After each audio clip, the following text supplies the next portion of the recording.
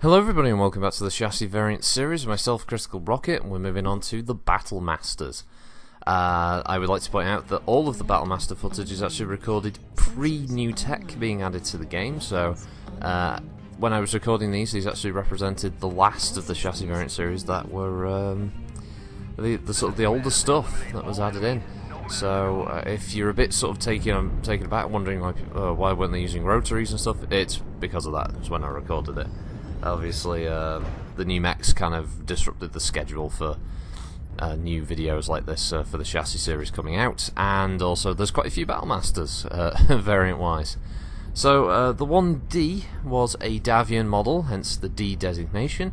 It was created by the AFFS as a means of being able to more cheaply maintain and also keep their Battlemasters in fighting condition, basically. The main reason being is that although the Battlemaster was prolific throughout the Inner Sphere, all the great houses had them. Not every great house could build them. Specifically, Davion, Draconis Combine, and House Lao all lacked the ability to build new Battlemasters, and they would either have to beg, borrow, and steal to get them.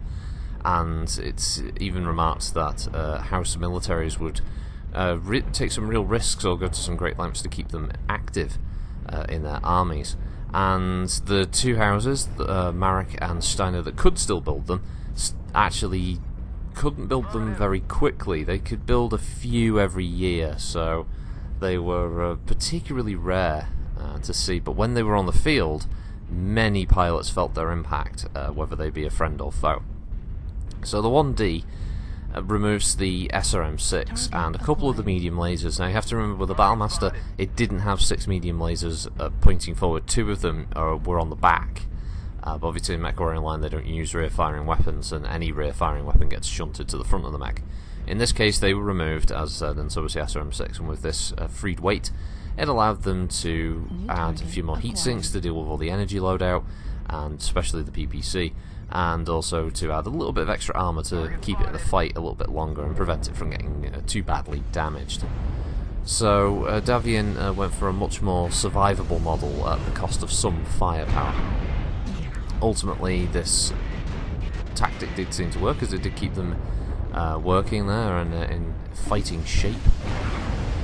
But yeah, aside from that, it's a pretty decent model, and in terms of MechWarrior Online, it's the model that I believe has the most ballistics, 3 out of all of the Battlemasters. There is no Battlemaster that can be more DACA than that.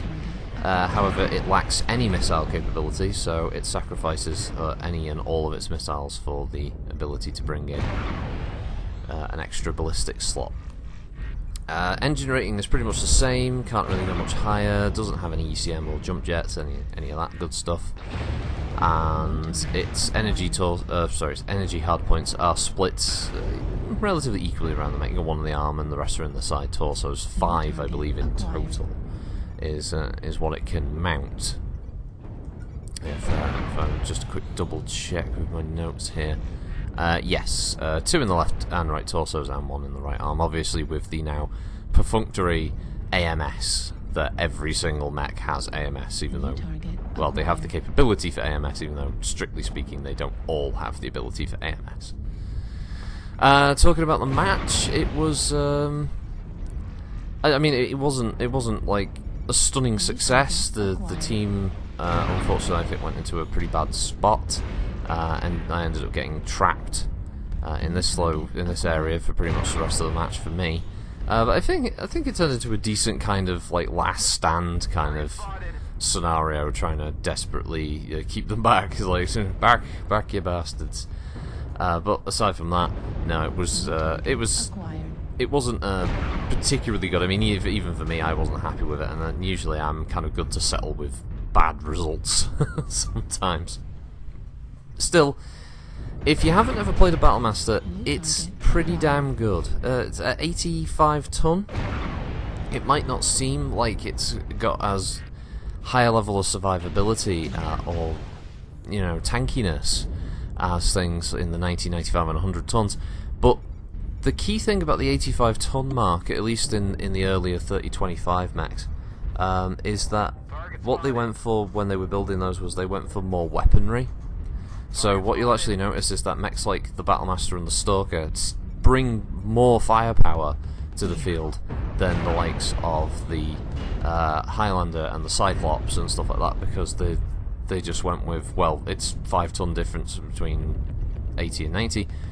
Screw it, they can bring more weapons. And so the Battlemasters have a huge amount of versatility in what kind of weapons that they're going to bring to the fight. And it makes them a particularly dangerous mech to come across, because you never really know, especially MechWarrior Online, you never really know what kind of build people can and will bring to the fight. You know it's going to be energy, you know it's going to be split between those side torsos, and it does have a very wide profile, which means it can be picked apart. But you don't want to get face to face with one of these things, because they will do a lot of damage before you take it down. Battlemasters, I think, are best when flanked, hitting the back, unless you have overwhelming weight and firepower to bring against it, like a couple of assaults, just both attacking it at the same time. But mediums and heavies and stuff really should be worried about trying to go one-on-one with a Battlemaster of any variety. Even a stock one is still very, very, very punishing to those players.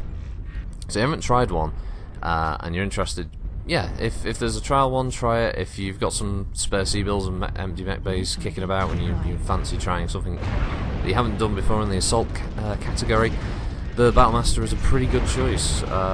Lots of options.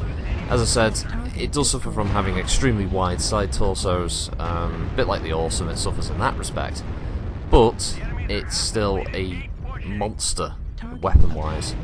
I suppose the only thing that probably drags it down is that compared to some, it doesn't have the support capability. Like there's no ECM available models of the Battlemaster, for instance, and you will lose weapons once your side torso gets opened. They will easily be critted. Just seems to be a fact when it comes to playing a Battlemaster. You are going to get crit side points all the time, so don't expect to lose it. And you may find that there may be too many weapons to deal with the stock ones, so you probably might want to strip a few away. But I think I've rambled on enough, and I don't think there's much left of this match. So thanks everyone for watching. Have a good week, and I'll see you in the next chassis series video. So bye for now.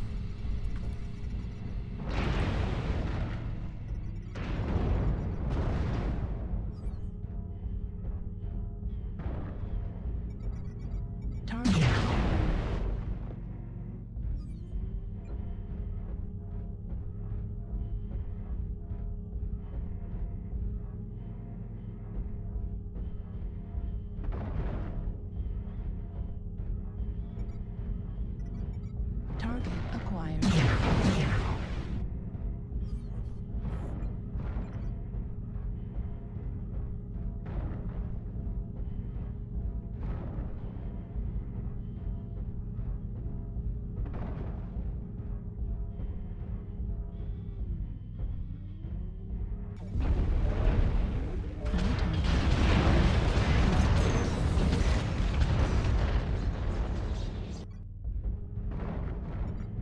New target acquired.